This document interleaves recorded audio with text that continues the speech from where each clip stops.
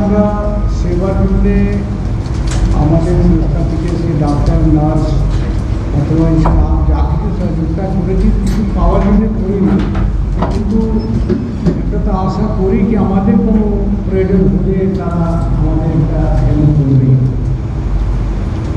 কিন্তু তারা আমাদের কোনো হেল্প করতে পারেনি। ধরুন কি হসপিটালে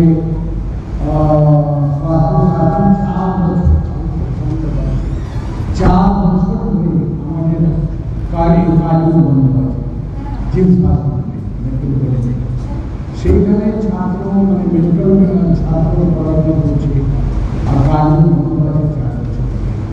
আমরা চিফ মিনিস্টারকে রিকোয়েস্ট করেছি, চিফ সেক্রেটারিকে রিকোয়েস্ট করেছি, এবং হেলথ ডিপার্টমেন্টে রিকোয়েস্ট করেছি, অনেকবার আমরা বরাবর করেছি, কিন্তু কোনো মতেই এখনো কাজও আমাদের বলেন পারমিশন দেয়নি। কেন এখানে গরিব লোকের এলাকা, আমাদের কাজগুলো ধরে নিন কি কলকাতা সেকেন্ড পজিশনে আমরা কাজগুলো দিয়েছিলাম, মানে এখানে ভালো ভিড়। আর ডাক্তার আহমদ ছিলেন, ইমরান আহমদ, সেটা খুব ভালো ডাক্তার, ওনার বাড়ি হচ্ছে মুমিনপুর, যেটা হসপিটালে উনি প্র্যাকটিস করেন। 5টা ধরে ওরা ছুটি করে এসে এখানে অনেক ভালো কাজ করতে 10টা 11টা 12টা মানে খুব ভালো আমাদের এখানে সুনাম ছিল। আরও সব ডাক্তার আছেন, 6টা 7টা কাজও ডাক্তার ছিল, কিন্তু স্বাস্থ্যসাথী আমাদের মানে গভর্নমেন্ট কোনো রকম কিছু হেল্প করতে পারেনি। কেন করল না জানি না, কোন শক্তি ওদের পিছনে ছিল, আটকে ছিল, এখনও আটকে রেখেছে, সেটা আমরা জানি না। কেন কি পুরো সাউথের লোক, এইখান থেকে সাউথ 24 পরগনা, নর্থ 24 পরগনা, মেলদা, হুগলি, প্রচুর মানে এমনকি শিলিগুড়ি থেকে শুধু রোগীরা এখানে এসে ভর্তি হয়ে, ঝাড়খণ্ড থেকে সে রোগ এখানে আসে না। তো কিন্তু সরকার কিন্তু কোনো মতেই আমাদের কাজগুলো করতে চাইনি, খুব আমাদের কষ্টের মধ্যে ছিলাম। এখন নতুন সরকার এসেছে, এখন আমরা অ্যাপ্লাই করিনি, আমরা দেখছি যে শুরু হয়েছে, এইভাবে আমরা অ্যাপ্লাই করবো, আমাদের কাজটা দেওয়া হবে। তো দেখি কী করে, আশা করছি কি শুভেন্দু অধিকারী যা দেখছি ওনার কাজ করার যে ক্ষমতা, ওনার যে ইচ্ছা, এটা বিরাট আছে, যেভাবে উনি এগিয়েছে, আমি আশা করছি যে পশ্চিমবঙ্গের চেহারা সুবিধা মানে অসুবিধা আছে সেটা চেঞ্জ হবে। কিন্তু আমাদের সরকার, আগের সরকার কিন্তু এইসব জিনিসগুলো লক্ষ্য দিতে পারেনি, বিশেষ করে আমাদের মধ্যে অন্যগুলো আমি জানি না। এটাই আমার বলার আছে, আর কি বলবো। আমাদের আরও আমাদের এই কলেজ আছে, বিবিএসি কলেজ, এই যে ধরুন কেরালাছেলের ক্যাম্পে এখানে হয়েছিল, আমরা 12 লেটার দিয়েছি সবাইকে, কিন্তু মানেনি, প্রেশার দিয়ে এটা হলো কেন এই বংশের কারণে আমাদের হস্টেল আছে, মেয়েরা ছেলেরা সবাই ওখানে আমাদের 800 ছাত্র এখানে থাকে, তাদের মধ্যেও প্রবলেম হয়। ধরুন আমাদের ডিপ্লোমা ডিগ্রিটাই কোনো আপডেট দিয়েছে, তো পড়াশোনাতে অসুবিধা হয়েছে। এটা আমাদের খুব কষ্ট হয়েছে। প্রাইভেট কলেজের মধ্যে শুধু আমার কলেজ করা নিল, আর কোনো কলেজ করা নয়। সেটা নতুন সরকার তো নিশ্চয়ই দেখবে, আশা করি আমাদের সমস্যাটার সমাধান হবে, এটা পুরো আমার আশা আছে, আমরা পাবো। তার মানে গত সরকার স্বাস্থ্যসাথীর নামে টোটালটাই ফ্রড করে গেছে। ধরে নিন কি আপনার ওষুধ দিত না, 500 টাকার ওষুধ বাদ বাকি পেশেন্টদের কিনতে হতো, আমাদেরকে পেশেন্টদের সঙ্গে ঝামেলা করতে হতো, জবাব দিতে হতো, কোনো লিখিত ছিল না, এমনি আমাদেরকে বোঝাতে হতো ভাই আপনারা সরকার মানে স্বাস্থ্যসাথী দেবে না, তারা আপনারা তো এরকমও আমাদেরকে অনেক কষ্ট পেয়েছে। আপনাদের শুধু কি স্বাস্থ্যসাথী কার্ড চালু ছিল না, আয়ুষ্মান ভারতও চালু ছিল আপনাদের?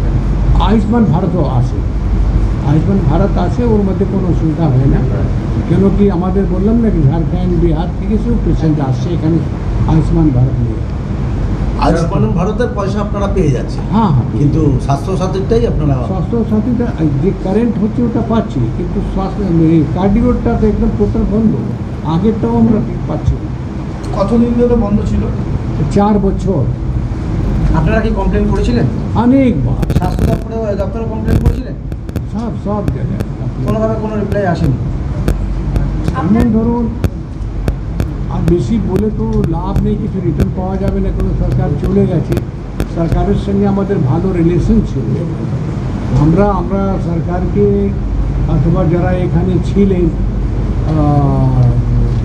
এমপিপিকে নিয়ে, ওনার এমপি আছে সুমিত রায়, এদিকে জাহাঙ্গীর খান, এই সবাই তো আমাদের এলাকাতেই এনারা আছেন, কিন্তু আমাদের তরফ থেকে কোনো ভুল ত্রুটি হয়নি, আমরা অনেক হেল্প করেছি। তৃণমূলের বিভিন্ন মিটিং মিছিলে দেখা যাচ্ছে আপনাদের বিবিআইটি ইউজ করেছে, সেই হিসেবে আপনারা করেছে।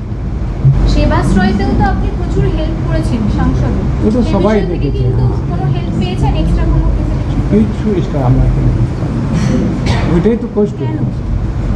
কেন এটা তো তারাই বুঝবে। এটা হতে পারে কি মানে কি দৃষ্টিতে তারা ওরা দেখতো, যেরকম ইলেকশনের আগে বলতেন না সব বাইরের লোক সব দখল করছে, হয়তো আমাদের বাইরের লোক ভেবে এটাকে আমার হেল্প করেনি তারা, কিন্তু এটা হতে পারে। আপনি তো প্রচুর ডেভেলপ করেছেন, স্কুল কলেজ থেকে আমি- হসপিটাল, এবং 1976 থেকে আপনি এখানে। আরও বেশি আছে, আমি বলছি তো, আমি এইখানে ধরে নিন কি আমি সব কিছু করেছি, যা করেছি আমি এইখানেই সব লাগিয়েছি। কিন্তু তাও কোনো এক্সট্রা কেন কিছু পেলেন না?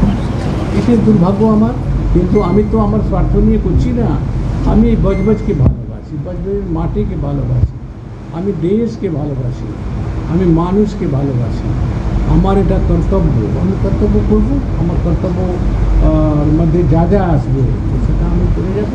বিশেষ অনুরোধ করেছেন যে রাজ্য সরকার স্কুলের সাথে প্রাইভেট স্কুলগুলো ছাত্রছাত্রীদের সুবিধার জন্য সাধারণ মানুষ থেকে শুরু করে সকলেরই যে বিভিন্ন যে ফিজ নেওয়া হয় হ্যাঁ, বিভিন্ন খাতে, সেগুলোর দিকে একটু লক্ষ্য রাখতে বলেছেন। সে ব্যাপারে আপনি কি দেখুন আমরা ফিস এমন হাই করিনি, আমাদের দেখুন ভালো টিচার যদি না রাখে, ভালো টিচার রাখা মানে ভালো মাইনে দিতে হবে, যদি আপনি ভালো মাইনে না দেন তো ভালো টিচার পাবেন না। আমি চেষ্টা করছি যে আমার স্কুল কোয়ালিটির স্কুল হোক, এখন আমাদের স্কুলের এখন নাম হয়ে গেছে, আগে থেকে সে আরও আমরা চেষ্টা করে যাচ্ছি, খারাপ টিচারকে আমরা ট্রেনিং দেওয়াচ্ছি, আর ভালো ভালো টিচার আমরা রাখছি, ভালো মাইনা দিয়ে রাখছি। এক একটা টিচারের 35,000, 40,000, 70,000 টাকা মাইনে। তো ফিস কালেকশনটা তো একটু করতেই হবে, কিন্তু এত হাই ফিস নয়, আমাদের রিজনেবল ফিস। সব বন্ধ, বজবজে দেখুন কারা তোলাবাজ, কারা তোলাবাজি বজবজে কোনো পুরো পশ্চিমবঙ্গে ছিল, কিন্তু বজবজেও অনেক পুরুলিয়া ছিল, আর সেটা আপনারা জানেন ভালোভাবে কারা কারা তোলাবাজি করতো কী করতো। তো আমার কথা হচ্ছে কি, সরকার তো ঘোষণা করে দিচ্ছে তোলাবাজি চলবে না, তো নিশ্চয়ই তোলাবাজি হবে না। আপনি কি শিকার হয়েছেন?